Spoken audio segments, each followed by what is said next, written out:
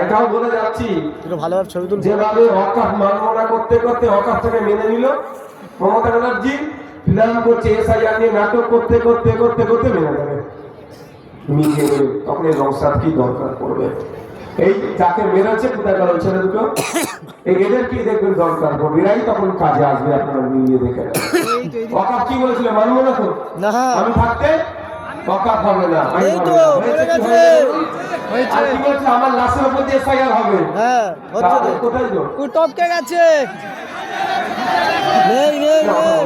ওইটাই বলবো। আমরা সবার দীর্ঘায়ু দেখতে পাইনি ওকে। সুস্থতা কামনা করবো, দীর্ঘায়ু কামনা করবো, সঠিক বুদ্ধির উদয় হোক এটাও কামনা করবো। আমরা কাউকে জীবিত মানুষকে ওরকম বলবো না। এটা তো বলেছিল আজকেও একই ভাবে। আমি আপনাদের বলি কথা বলবো